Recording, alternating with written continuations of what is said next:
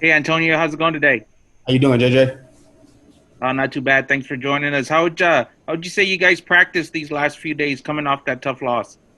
Everybody confidence is still up. I mean, nobody's hanging their head. We still working hard, and we got a sense of urgency out there, and guys getting lined up pretty quick, and just doing our job and doing what the coaches asked us.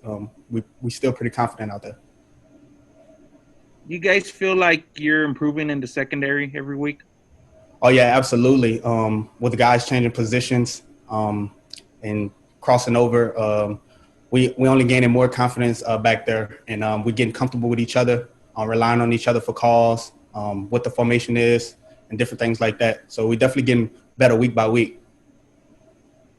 What about your role on the defense? How would you say you've played, personally, and then what do you think you could get better at? Personally, for me, my role on the defense is huge. I'm in many different packages, so each week I got to bring it. Um, and far as things I got to get better on, I mean, it's a lot of things I can go and say, but probably just playing with better leverage and probably just having more sense of urgency in situations. But definitely a bigger role this year, taking on a huge role and just doing what I have to do out there. Okay, Greg, you're up. Antonio, how are you? I'm doing good. How you, Greg? I'm all right. I'm all right. Similar to what JJ was asking you, what do you describe as your biggest strength as a player right now? What can you bring to the team that's maybe different from some of the other guys? I'm very versatile. Plug and play anywhere in the secondary. Very smart. Could learn pretty quick and get lined up pretty quick. So I bring a lot to the defense and special teams as well. Do you see any differences in yourself compared to last year? Absolutely. My game has expanded. I'm very much smarter than I was last year.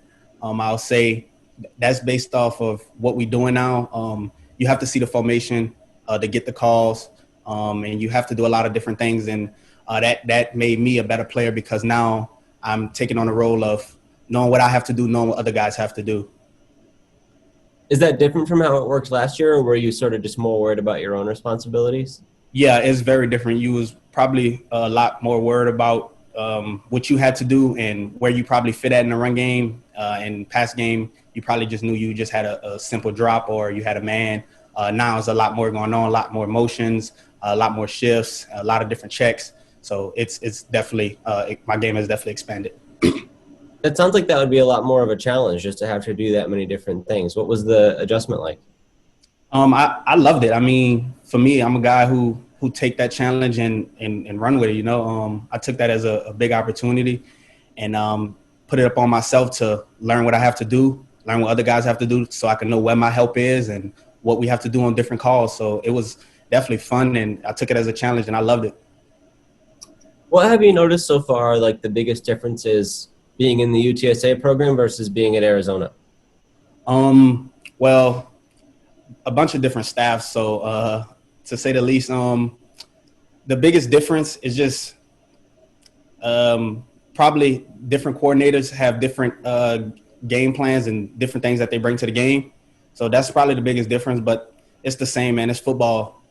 It's 11 guys out there. It's 11 guys you're going against. It's going to be rotations. It's going to be football. So really not a big difference, so to say, but just a lot of different coordinators and a lot of different calls and things that I had to learn over the time.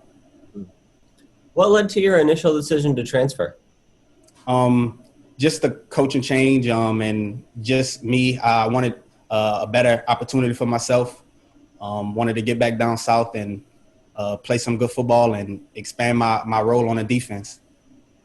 Yeah, how has it felt this year, like that emotional side, to be able to take on that expanded role and to be on the field a lot more? I loved it. It's been feeling great. I've been seeing myself as this type of player that can move around and be versatile for a D coordinator.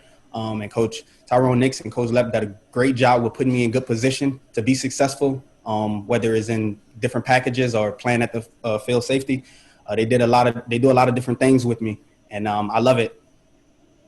And now you guys are getting ready to head into the first half of this week's game without Rashad. How is that going to change things for you guys in the secondary? I mean, we have 4 guys in that room that can go. I mean, we all can go. I mean, it's going to be next man up mentality. But his presence in that first half definitely will be missed. Playing alongside him, I know me and him will bring it. I mean, if he don't come down and hit somebody, I know I'll come down and hit somebody. So just knowing that he's over there and he's going to hit, and knowing I'm on the other side and I'll hit, that'll be missed a little bit. But the other guys hit too. I mean, there's 4 guys in that room that can roll. Next man up.